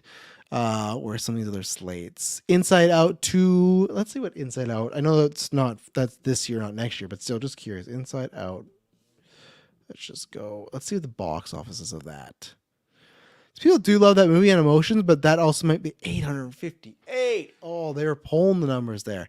I don't think it's going to do that. I don't think it's going to do that, but I think it will be profitable. But yeah, I think most of it's safe stuff, but they announced that next year on the slate is Fantastic Four and Captain America. No Thunderbolts, which is interesting. So, and then Thunderbolts is filming before F4. So I wonder if that's part of the like, well, we feel stronger in F4, so let's for sure get that out next year. And Thunderbolts will come when it can, because I don't think it's going to do that well, Thunderbolts. I'm excited for it, but I don't think it's going to blow the roof off the box office. So yeah, we'll see. So do I think it will work as just a black and white strategy? No. I think there's a chance, and I get why they do it. And if you want to go, hey, we're down out, put your faith in stuff that's worked before, understandable, but that's not just like the answer, right? It's not just a quick fix. So, Mike says, if Toy Story does not reach the quality of the others, could hurt it, whereas Frozen is going to do well no matter the reviews or reactions. I think I could agree with you in that sense. And then where I might push back, and it depends how you feel about this, but I think that I've talked to enough people that agree. I think Toy Story 4 might have already hurt the quality. Now, for me, much like the Lord of the Rings trilogy, Toy Story 1, 2, 3 are 10 out of 10s. So that's very tough to match that. So if you ask me, oh, does it hurt the quality? Well, of course, because I think they're all like perfect movies, where 4, I do not, And I think there's enough people that do not feel that way about 4. I might feel that, okay, they did the last Toy Story movie, right? They never said that, but that was like what the marketing felt like. They did their last one. And then they're like, well, that was actually the end of Andy's journey. Here's one about Woody. And then it's like, okay, this must be the last one, right? They don't say that, but you just kind of get the vibe that it didn't do that well. Toy Story 4 did well, but then like you do Lightyear, that didn't do well. So you go, okay, Toy Story is the last one. So I feel like there could be a sense of Toy Story 5, like, well, let's say it's like, well, we're going to end Buzz's story. I think people might be fatigued out of like, this is the end line for the toys. Going to be sad. That doesn't work anymore. I still think the best way to do it is use some old toys, get some new toys, create a new cast of characters, then you go do a bunch of sequels, whether it's with Woody or Buzz or not, right? And I don't want Woody, but rumor is Hanks is coming back, so who knows? So let's take an ad break, and then we're going to do my 2023 final rankings for the most part. We'll be right back. And we're back. So I did this last year. I did this as like a celebratory thing because that was the most year I'd watched new movies. I don't know about just movies overall. And then, but that's when I watched it. Oh, look at Kirkland. Watched Lady Bird. Totally tight, he said. Yeah, Greta Gerwig, man. Fuck. Just go watch Golden Geeks. There's some travesties that happen there. But I like to shout this out because we don't get to review everything, right? Even though it's funny, and go do our survey. Our survey is going to be up for a little bit because we're not doing our town hall probably till end of this month or beginning of March, just the way it happened, and the patrons have a lot of retros they've purchased, so we want to do those. So there's one thing on there where it's like, hey, it actually came up a few times. There was like 3 times where people in a variation degree said we would love to hear like little reviews, kind of like what SideQuest does, but at the beginning or in a segment, because we understand some movies might not take a whole review or be worth that for the podcast, but I like to hear you playing. And that's what happened last year. It was like, okay, I'm going to do this, right? Even though in the review, someone's like, oh, Saltburn was a big miss. One, I did review Saltburn. It's on the feed. It's a smaller one because it's not spoilers, but I did review it. And if you want a spoiler one, that's fair. But that was something we could have never predicted that blew up right as Christmas, and we weren't doing much cast during Christmas. So it's like, it blew up. When I saw it, there was 5 other people in the theater. And I was like, well, this movie's dead. And you look at that box office, didn't do the greatest, and then blew up after, right? So sometimes things don't always happen, but that's what these are for. If I've reviewed them, and maybe you're new to the podcast or you missed it, I will say that I reviewed them, and then there's one in the feed. Just go search it, right? But it's going to be rapid fire, so here we go. I watched, I think it was 113 or 14 when I had the year had ended, and then I've watched more films since then. And that's why I wasn't going to do this rankings yet, because there was movies like Iron Claw I hadn't seen, Poor Things I hadn't seen, which took a while to get here. So that's why it took like a little minute for me to see everything. And I still haven't seen everything. Like Wonka is on here. I want to see, but just like, that's just the way things go, right? But so let's start at the very bottom. My worst movie of the year, I think there's a 1A and a 1B. Technically, my last movie of the year is Xmas. I've said this before. I love a bad, good Christmas movie. This was just very bad, and it got the little extra insult for being filmed in my hometown, right here in Kelowna. I am less than 5 minutes away, without traffic at least, less than 5 minutes away from where they filmed. And that's a slap in the face. But Christmas movies are usually always bad, so that's where it's tough. So that's why I think it's like a 1A, 1B situation. Strays. Awful movie. Didn't laugh once. Was not a fan of Strays. Not good. I can understand why someone might like it, but not for me. Spy Kids Armageddon, and so it's 122 and up. Spy Kids Armageddon. Not great. My kids watched it. I hate it because they think that's the first Spy Kids. I was a bad parent. I didn't start them on the other ones. And then now they've luckily watched the other ones, and I think my oldest likes that one more. I think Logan, not as much. But they've watched a few times. If you're a parent and your kids have interest, at least let them watch the first one. Try your best not to let them watch this, because it ain't good. Pet Sematary Bloodlines. Yeah, this was disappointing because I'm a big Pet Sematary guy. I don't know if I talked about Interest, told you as far as a mini review. Maybe I did. But yeah, not a good time. Felt like very, we were talking about Toy Story and all that stuff. Felt very straight to DVD, old school era. And yeah, not good. Very messy movie. Very just plot very thin. But luckily, I only had Strays and Xmas as my 0.5 movies. The rest of these coming up now are 1-star. Outlaws with Pierce Brosnan and Adam Devine. I'm just not an Adam Devine fan. I didn't think the humor was that great, but I watched it because I love Pierce Brosnan. I just did all the Pierce Brosnan James Bond. Love that man. Still my favorite Bond. Ghosted. What's there to say? Not a good movie. It feels like an AI movie. It's poorly made. Lots of issues. Lots of wasted talent. Apple TV, they might have, and I'm sure there's definitely some films, right? Because I think Cody was on there. But like some of their bigger films, they might have got the TV stuff, but the films, no, man, not great. This should be lower because I think I rate it. Oh, I give it a so I passed it, but it's rated lower than like Murder Mystery 2, which is not a good movie. Did not like the Murder Mystery 1. I watched these. I don't know why, because I guess me and the lady both like Adam Sandler and Jennifer Aniston, and that's there on Netflix. Not a good movie, but the movie before that I had was Skin of a Rink. I have it as a passing grade because I appreciate the art and what went into it and how different it is and unique. Just not a movie for me ever. Don't think the payoff was worth it. Don't think everything was good enough to justify it. But I appreciate them for taking the swing. Pooh, Blood, and Honey, which at one point was my bottom, but yeah, there's a review on the feed, so go check that out. Hypnotic, yikes. I don't think it can be lower because at least there's some things there to like, but it feels like it should be lower. But yeah, not good. Five Nights at Freddy's at 112. There's a review on the feed, so go check that out. Or is there? Maybe we did like a mini one. I was disappointed by that. I didn't have enough fun with that. There was too much lore. It was a boring movie. Shouldn't have been a boring movie if you're doing a movie about a killer animatronic store or whatnot. Best Christmas Ever is one of the best bad Christmas movies ever.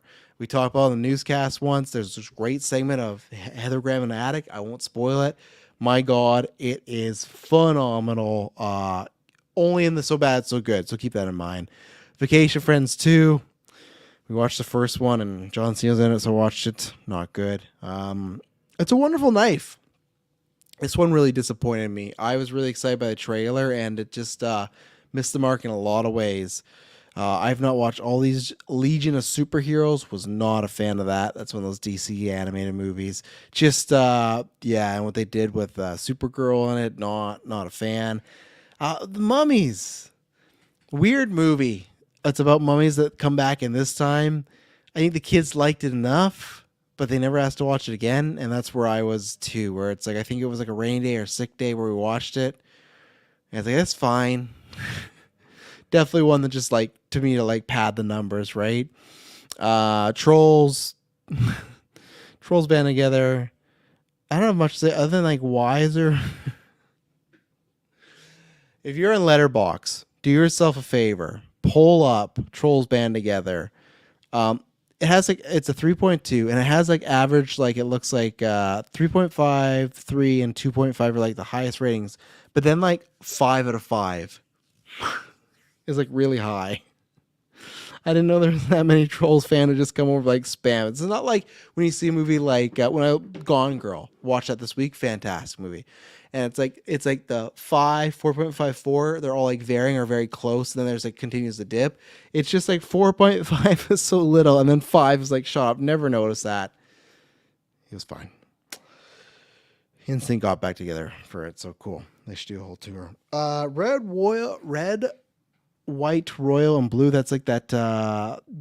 The what is it? One's a prince, one's a cabinet member. It's the two love stories with the men, and they shouldn't be together because they're different political parties. I don't know. I think I saw some memes for it. And it was on Amazon Prime, and I worked from home, and sure.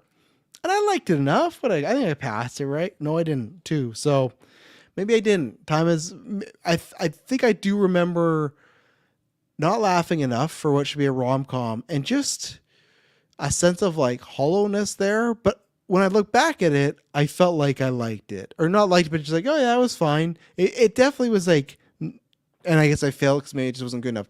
Wasn't like in a way where, hey, it's so bad. No, not that. Just maybe unforgettable. Because maybe I'm making stuff up about it. Cocaine Bear. Not much for me. I've said this before. Banks' directing stuff doesn't do it for me. First 5 minutes, did I pass this movie? No, I did not. First 5 minutes is 10 out of 10 quality. The rest of that downhill. Old Dogs, that was that Netflix movie with Bobby Cannavale and God, what's his name? The Boston ass Bill Burr. It was fine. They try to do the whole like someone dealing with cancel culture and stuff like that, and I just don't think they went in the middle enough. Like they just had these dads doing things where it's like, even if cancel culture wasn't a thing, it's like you couldn't do this. Like it just the setting they had. I don't know. It just missed the mark a little bit. Sick. That was a disappointing one. That's one that people talked up. I watched it and didn't enjoy that one. Is this the first? Oh, I never rated this one. Power Rangers, Once and Always, which is so funny because we just started watching. So I watched that because obviously some of the Rangers were back, the OG ones, and I was a fan of it as a kid. So I watched it. And I watched with the kids. Oh, they might get a kick out of this, and then they loved it. And then we've watched a bunch of Power Ranger stuff. I've talked about this before. Logan had a Power Rangers birthday. Yeah, it was, or sorry, Gwen did. It was a big deal in our household, and then we like took a break. I don't know why we got to Mighty Morphin and then Alien, and then we got to Zeo, and we just kind of stopped. Life caught up, and funny enough that we're talking about this just last night. We just started because we're talking about that and Turtles. I'm like, well, let's start watching these. Let's get caught up on them.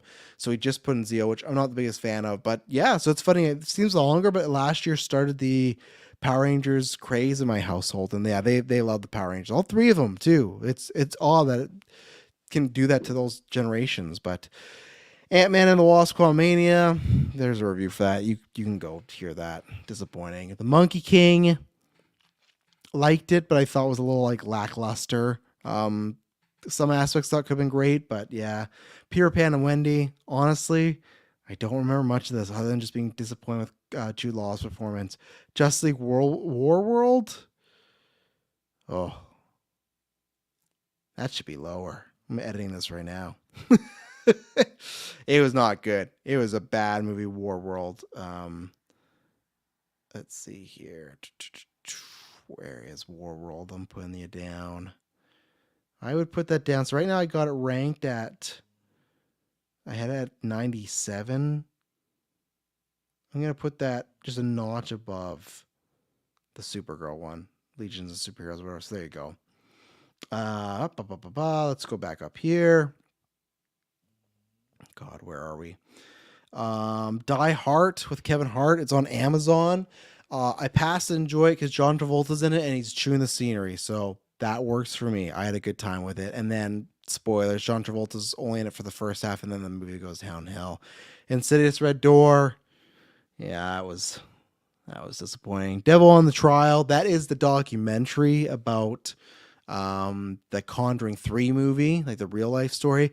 I don't think this should actually be as low, but documentaries for me are hard, so I feel like maybe there's part of me that I can't remember if, oh, God, was this a doc? Either it was too short or either got a little hokey at one point, and it might have been that, so we'll see. 93, Little Mermaid. It's fine. It's fine. Yeah, that was the biggest disappointment. Peter Pan and Wendy from director Green Knight. Yeah, David Lowery. I was super excited because when they announced that, I was like, man, we might be getting something different, something very unique. Even though it's Disney, it's like he might bring the goods here, and there's some visuals in there that felt like it was him, but it didn't feel like him. So yeah, that was a big disappointment to me. Genie, Melissa McCarthy. She's a genie. Christmas movie. Exactly what you think. She's doing all those type of roles that she's done before. Gran Turismo, these are really low, 91. Go check out Golden Geeks. That's on there. Totally Killer. Yeah, I didn't like that as much as other people. Just some of the humor didn't work for me, and I guess it's just tough when you're a comedy and you're not that funny, right? So that was tough. Zoe 102. I think I passed it or gave it a 3. What did I give it? Okay, I just passed it. Overall, it was fine. The very last joke, one of the best jokes of last year. Holy fuck. Right up my alley. Great.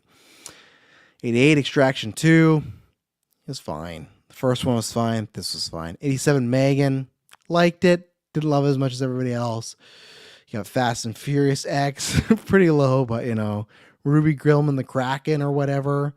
You got the Mighty Morphin Paw Patrol movie. It was a good enough time. It was fun. None 2. Better than the first, but still not great. Haunted Mansion. I liked it, but I got to give it another go. I just remember there being a lot of unnecessary backstory stuff, and I remember it being way too long. Let's see here. Show your activity. What did I say? Got too long and at times way too serious. Oh, right. They did like a death of a wife, and it got really just too much for the movie I was expecting. More fun time. Dark Harvest. That's a movie that's on Amazon. It's a fun little Halloween movie. Check it out. I liked it enough. Clay put it on my radar, Patreon Clay, but it just was was lacking in some departments as well. Story stuff. That's a movie where literally they had someone record ADR and you can see on camera that they're not talking, and it's not even like not talking because they're off to the side. It's like literally their lips aren't moving and you can see it right away. So I get it's tough, but that one was just egregious. That was a line that wasn't needed. Transformers Rise of Beasts was fine. Reality of Sydney Sweeney, that was all right. Liked it for her. There's a gimmick they did in there that I didn't appreciate. Not that it offended me, just that like, okay, this doesn't work for me. You got You People with Eddie Murphy and Jonah Hill. That's a big disappointment this year. Money Shot, the Pornhub story. Yeah, it's worth if you like the industry of porn, as far as just like how it works. That's always the thing, right? They talk about these things, how the most successful industries, and porn is one of them. And with the controversy, I was curious. It was good enough. Shazam! Fear the Gods. We got a review for that. That's at 75. Pamela, like that. The Boogeyman. That was another disappointing one. Diary of a Wimpy Kid, the Christmas movie. Be aware, there's some things in there that they talk about the secret of Santa. So just a heads up. Leo, that fucking Adam Sandler lizard movie. My kids also really love that. I thought I would have liked it more. Didn't. These are a lot of movies that I thought I would like more. Didn't. Reinfeld, Exorcist, not really. Exorcist surprised me that I even passed it. I liked it more than other people, but the rest of these movies, Reinfeld, Maestro, Rebel Moon, Hunger Games, all movies I thought I would liked more, whether they're on my own hype or like Hunger Games where people are like, this is really good, wait till you go see it. And for me, it did not hit. The back half, after the Hunger Games, it just takes a dive. It's just like story wise, very poorly written, character wise. It's got some issues in there for sure. That in that third act really hurt it for me. Candy Cane Lane, the Eddie Murphy Amazon movie, terrible poster on Letterboxd, but really surprised me. It was a good time. I think we'll be watching a few times during Christmas. So, The Pope's Exorcist. Great time. Love this movie. Russell Crowe was great in it. They had this kid saying the most outlandish shit. Go watch The Pope's Exorcist. Infinity Pool, go watch it. You might hate it, but it's worth it. Really wild movie. Movie at time that fucks. It does. You're getting nudity and you're getting some sex scenes in there and you're getting some odd stuff. But it's very, very odd movie. And I give it a 3.5 out of 5. So it got the job done. There's some great filming aspects. Performances are great. Golf is great. But I don't think I think just even the whole back half is just kind of underwhelming. So Scooby-Doo and Crypto, had fun enough with that. Super Mario Bros. At 61. I liked it. I know everyone thinks I hate it, but I liked it enough, but it still just felt like a YouTube cutscene movie. Migration, that could go up actually with more watches. I put it there because there's a couple that I just didn't feel comfortable going high with, but Migration, really fun movie with the girls. I had a good time with it. It actually has a story, like a more written story, unlike Mario, so I had to bump it above Mario. But that one surprised me, and I think we will watch again because they've already watched it once, so that could climb up. Joyride, there's a movie that I think just got overhyped for me. Liked it, but did not love it. There's a few things I remember, but with everybody was saying it's the next Superbad or Hangover for comedies. Wasn't that for me. Blue Beetle, we got a review there on the feed. May, December. Liked it, not as much as everybody. I am in the camp where, the comedy hurt the movie and just not as well fleshed out. Suitable Flesh with Heather Graham. Go watch that if you're a horror fan. It's about people fucking and switching bodies, and Heather Graham's great in it, so definitely go check that out. The Marvels, we got a review that on the feed. Aquaman, there's a review on the feed. Dungeons & Dragons, there's a review on the feed. Napoleon, I wasn't disappointed by that because Ridley Scott, his later career has been very hit or miss. So it's not like and there's some people that absolutely love it. I know Clay has it in his top 10 or Patreon Clay on Discord. I know Espos, I just saw on your Letterboxd, gave it a 4.5 out of 5. There's people that enjoyed it. I gave it a 3.5. Yeah, I liked it. Just will never watch again. Kirby steals that whole movie from him though, so heads up there. Inside with William Dafoe, liked that, but just wanted a tad more from it. I don't know. I was expecting more of a hook and I just didn't have it per se. But if you want to watch Willem Dafoe for a couple hours, there you go. Dungeons & Dragons, like I said, Priscilla, good, but not as good as I thought it could have been. I think the time jumps kind of hurt that. So I wish there would have been more in certain eras. Was it Chicken Run, Dawn on the Nugget? I really like that one. The girls really like that. Still got to watch the first one because they'd never seen that. And I'm like, you can't watch without me. And we still watched it. So I got to get on that. But there's lots to watch and we do other things too. Go swim, hike and stuff. So All right, we're in that top 50 now. 48, Eileen. That's another same thing as what movie was I talking about? Oh, Hunger Games, where great acting one, two. Third act, just for me, was a nosedive. I did not buy into a lot of the choices that we made there. Oh, another one like that. Scream 5, Scream 6, or is it Scream 5? No, it's 6. There you go. Yeah, no, talk about a fucking nosedive ending. To me, that ending just plummets in my opinion. Not good. I know some people like the overacting of certain characters, but yeah, it did not age good for me in the moment. Boy and Heron, we talked about on Golden Geeks. Creed 3, there was a review, check that out. Last Voyage of Demeter, I thought we talked about that on an episode. If not, we talked about that in Golden Geeks, so there you go. Really enjoyed that one. Now we're in like the 4 out of 5 range. But really enjoyed that one. Tetris, Air, The Blackening, 65, Pneumonia, all really, really good. Thanksgiving coming up, we talk about on the stream. That to me was close, or Golden Geeks, that to me was close to being like a top tier slasher. I think they missed the mark on a few things, especially just like caring about characters, but they're really well done in some moments. I'm excited to see what their part 2 is going to be. Knock at a Cabin 37, probably higher than a lot of other people. This is my documentary of like, I can't put these past certain movies, but this is where they're going to sit. The Robert Englund Hollywood Nightmare, still the Michael J. Fox one, and of course, American Nightmare, Cody Rhodes, which I forgot came out this year. Kills the Flower Moon. Did I talk about the cast? I don't know. My quick thing is, it's at 33. That's still high. I gave it a 4 out of 5. For me, that is the best score. If it's best versus favorite, if it's the favorite, just what I like, I think it'd for sure be a 3 out of 5, maybe even a 3. Because production, everything's great. Score, I don't think it was great. I know some people said no, that to me, that felt like generic stuff you just download anywhere. For me, directed well, acted very well. I just think that, especially when I almost call him Michael Scorsese, when Mari Scorsese says, "Hey, I was writing this movie, and I stopped and paused and went, hey, this is from the white man's point of view. Let's not do that. Let's rewrite it and go a different route with it." And then when I saw the movie, it's from the white man's point of view. And I know people go, "Oh, well, that's Goodfellas. They're the point that like he was following the criminals there." I don't think that they showcase Lily Gladstone's character enough. I know people also go, "Well, what would you do? How would you, if she's in the bed the whole time near the end, how would she be a character?" You reduce that. She acts that well, but there is a lot of this time where she's in the movie, I think, for an hour 14, and there's a lot of times where she's in that bed, playing sick, playing well. But to me, that was the journey. That was the character I wanted to follow more. So I feel like Marty overall really, really missed the mark. And there's something even at the end that's been a big debate, because I know some people really like it. And that for me was another thing where it's like, it's very from like a white guy's point of view. And this is also just coming from a white straight guy. So I'm not in any of the other categories. So it's hard for me to speak on. I just felt even like, and that's been a debate, right? Because I've seen Native American people bring it up and go, no, it represents well. And then even the person that worked on the film, he was like, the culture coordinator or something, and he was like, yeah, I don't really feel like, I'm paraphrasing, but like I don't feel like it represents our side. It shows some things our side. So it's definitely a torn. Even if you look in our Discord, same thing, it's torn.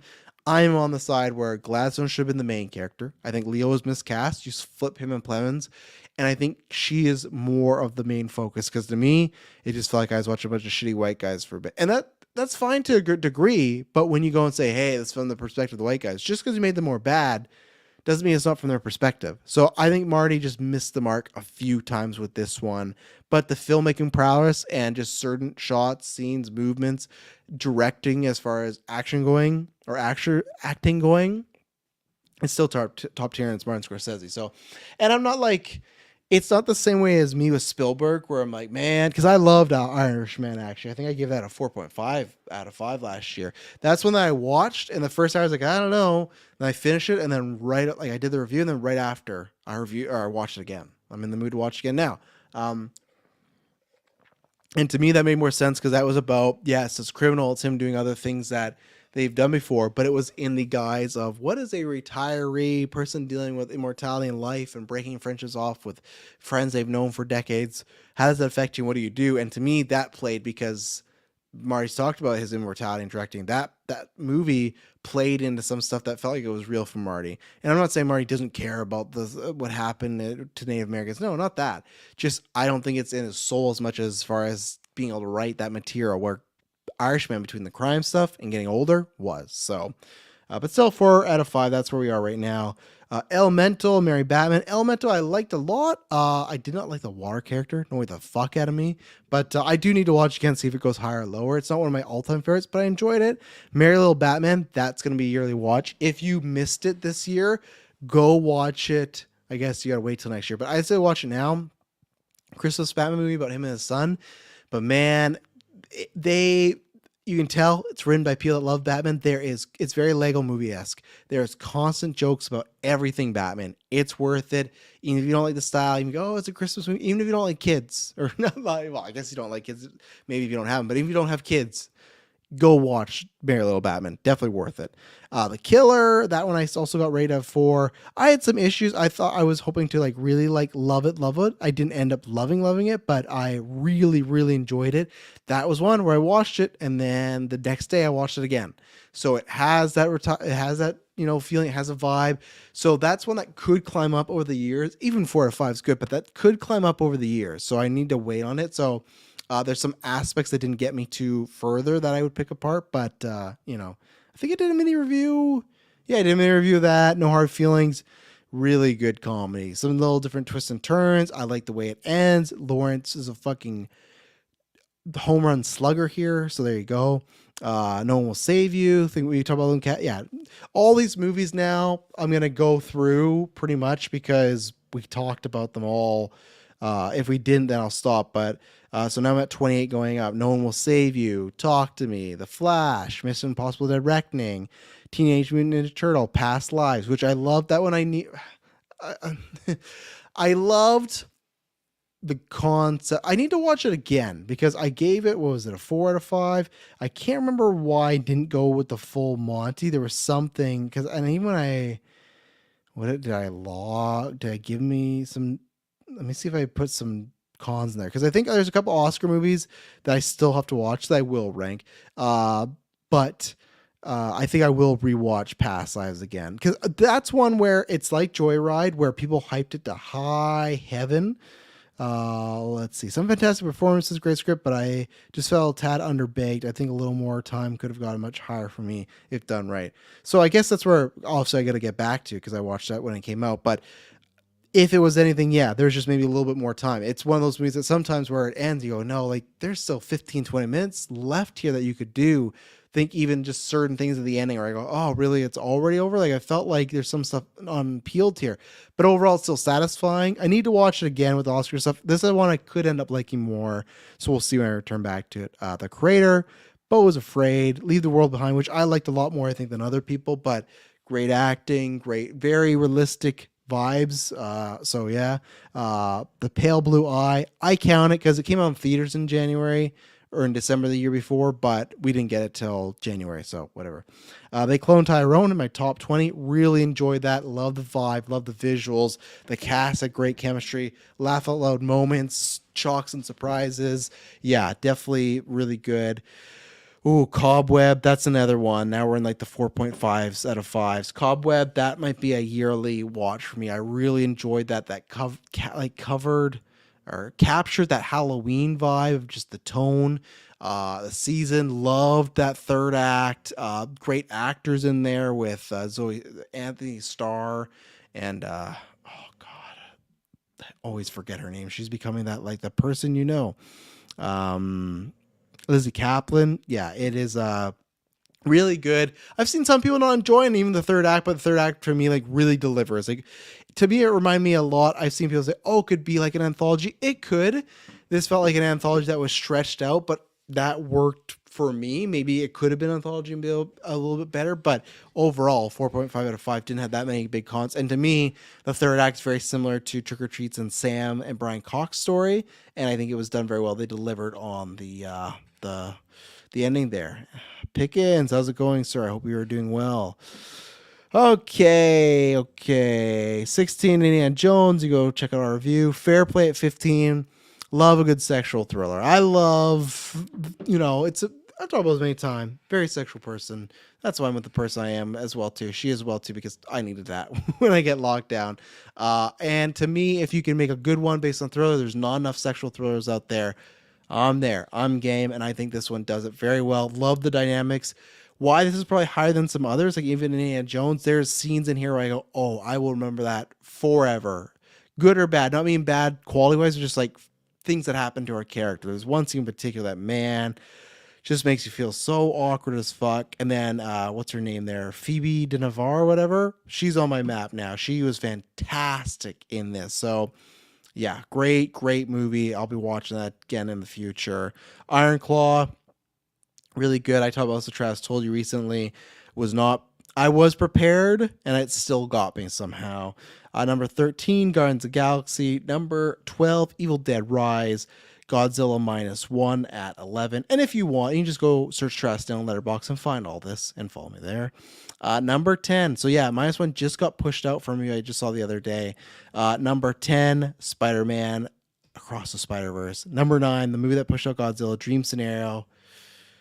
Oh, loved this movie. Loved it. I get some people's issues, maybe not loving everything about it, but yeah, so much good stuff here. So creative. Nick Cage is fan-fucking-tastic here.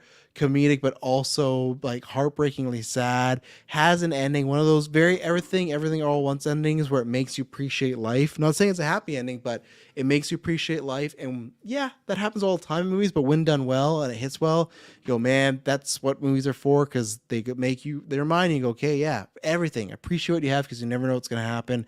Very creative. Loved Dream Scenario. Number 8, Bottoms. Number 7, Sanctuary. I think I ranted about this on a Trash Told You. Love Sanctuary. Another sexual thriller. Margot Qualley is just fantastic. That's probably next Emma Stone my favorite female performance of the year. Just, yeah, really good. Oh, what the hell happened here? Some movie jumped over a bunch of them. That was not where it was supposed to be.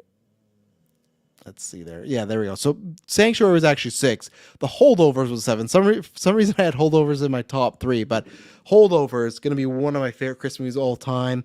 Watched that twice this year. Giamatti is great. That young guy they got's great. That is just, oh yeah. Holdovers, one of those just like chicken soup for the soul, perfect movies. Another movie that's just like a raw, fuck yeah, go life. Like makes you cheer for, want to be a good person, want to do good things, want to see the characters be happy. Definitely worth it. Bottoms, like I said, I think I talked about it on Trash Told You, but that's just my jam. That humor, that comedy, everything. But yeah, Sanctuary, go watch it. I feel like what's going on in the letterbox here. S-Bubs was a big fan of it. Scott was a big fan, but yeah, fucking Clay and Dylan, both of you were giving me like middling reviews. You know, come on, sirs. But yeah, good shit. That's a movie that it shouldn't have, but it had ending where I literally stood up and cheered because I was like, fuck yeah. Like, it's just, oh yeah, love that movie. I got to rewatch it again, but yeah, really good movie. Feels like a play almost, but yeah, enjoy that. And these could shuffle over years, the rankings of them, but Poor Things at number 5. You can check that out on the Golden Geeks episode. John Wick Chapter 4, you can check out our review. Oppenheimer at 3, check out that review. Barbie at 2, and Saltburn at number 1. And that does not, I know I say these and people might go, oh, that spoils your Golden Geeks. It doesn't, because last year I had Batman number 1 and I voted for Everything Everywhere All at Once. Not sure what I'm going to do this year because I don't want to spoil what's where, but I have that situation again where there's a favorite versus the best. I think I know which way it's going to go because it's less strong this year, where last year it was like, The Batman could be my new favorite movie. I still say The Dark Knight because I've had more time with it and more years with it, but I need time to settle. But The Batman was like a movie ripped out of my mind. Even though I think there is, as I've watched more, there's more cons against The Batman, like the Joker MCU prison scene where I go, this just doesn't play here, right? So there's a few things, but overall still love that movie. And then Everything Everywhere All at Once, I still consider the greatest movie ever made. So it was very tough. Your favorite movie versus the best movie. This is the favorite of the year versus what I think would be the best of the year. I'm not going to say which way I'm leaning, but I'm pretty confident which way I'm leaning, but I don't know what patrons are going to do. So check out Golden Geeks and you can get your answers there. But yes, thank you very much. Going to call it there. Thank you everyone that tuned in the live chat. Thank you to everyone that listens later on. And I will be back. Not sure when the next Travis told you. I think the next Travis told you might be honestly. It might be for the Oscars in a couple weeks. I got to talk to the patrons and get an Oscar predictions date, but I think that will be the next time. So, and until then, it'll not be boring. Thank you everyone for tuning in.